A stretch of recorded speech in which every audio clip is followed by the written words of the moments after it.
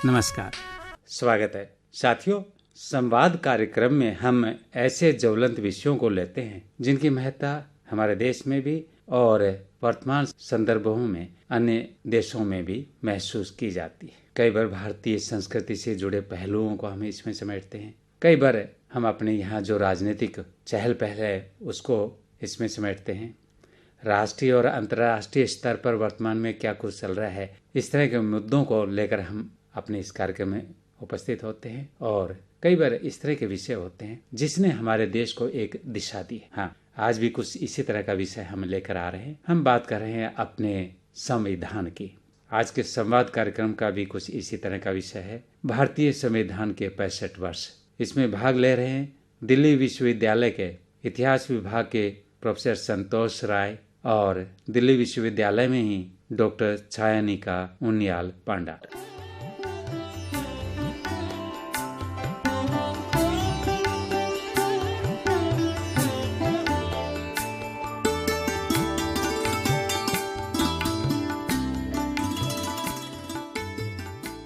26 नवंबर को भारतीय संविधान अपनी स्थापना के 65 वर्ष पूरे कर रहा है।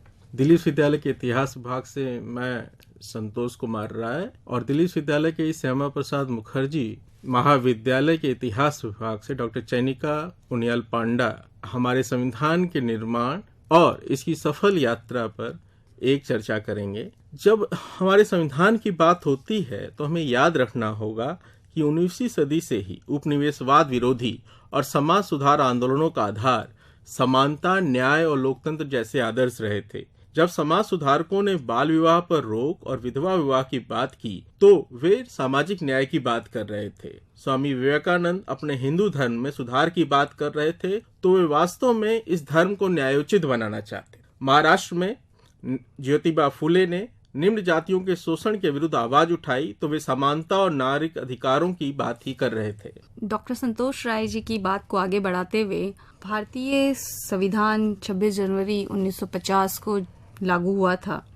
हालांकि 26 जनवरी से पहले 1930 से स्वतंत्रता दिवस के रूप में जाना जाता था। इस दिन संविधान को लागू करने का अर्थ ही यही था कि स्वतंत्रता संग्राम और नए संविधान के बीच में संबंधों को किस तरह से दर्शाया जाए, क्योंकि भारतीय संविधान का जो निर्माण है वो सिर्फ 2.5 वर्षों में नहीं हुआ, बल्कि ये एक लंबी प्रक्रिया है जो सदियों से चली आ रही थी। और शायद इसकी शुरुआत उस दिन हुई थी जिस दिन अंग्रेजों से भारत की मुक्ति देने के भारत को मुक्त कराने के लिए और उत्तरदायी व संवैधानिक सरकार देने के लिए जब इस देश के लोगों ने संघर्ष शुरू किया था, उसी संघर्ष के अंदर इस संविधान की प्रक्रिया छुपी हुई है। सबसे पहले भारतीय राष्ट्रीय कांग्रेस का जब निर्माण हुआ तो कांग्रेस शब्द में अपने आप में एक राजनीतिक चेतना है, क्योंकि अमेरिकन संसद का जो लोअर हाउस है वो कांग्रेस के नाम से जाना जाता है।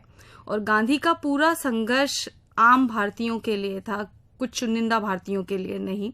और सबसे बड़ी चीज ये है कि ब्रिटिश सरकार के अंदर प्रेस की स्वतंत्रता के लिए नेताओं ने बार बार संघर्ष किया। और सबसे बड़ा संघर्ष हम बाल गंगाधर तिलक का मान सकते हैं, जिन्होंने अपने समाचार पत्रों के द्वारा इस जागृति को लाने की कोशिश ही नहीं की, बल्कि इस स्वतंत्रता के संघर्ष के लिए उन्होंने कई बार कीमत भी चुकाई। बहुत सारी अन्य पत्र पत्रिकाएं थी, leader, Amrita Bazar Patrika, Bombay Chronicle, Hindustan Times, Hindu, Tribune, Ananda Bazar Patrika, ये सभी पत्रिकाएं स्वतंत्रता संग्राम के संघर्ष में सहयोगी रही। और यही इतिहास आगे चलकर फ्रीडम ऑफ एक्सप्रेशन, जो आपका अभिव्यक्ति की स्वतंत्रता का जो अधिकार है, उसको मूल अधिकारों में जोड़ने में सहायक पक्ष रहा। मैं चैनिका जी की इस बात को आगे बढ़ाना चाहूंगा। डॉक्टर भीमराव अम्बेडकर ने कहा था कि भारत का संविधान विश्व के तमाम ज्ञात संविधानों का अध्ययन करके निर्मित हुआ, पर इसके निर्माताओं ने अन्य संविधानों की विशेषताओं को अपनाते हुए भारतीय परिस्थितियों में उनकी स्वीकार्यता को भी ध्यान में रखा। यह परिस्थितियां मुख्यतः भारत की भौगोलिक विशेषताओं जैसे कि इसकी विशालता और बहुलता, ऐतिहासिक कारकों तथा सांस्कृतिक विरासत से तय हो रही थी। इतिहासकार विपिन चंद्र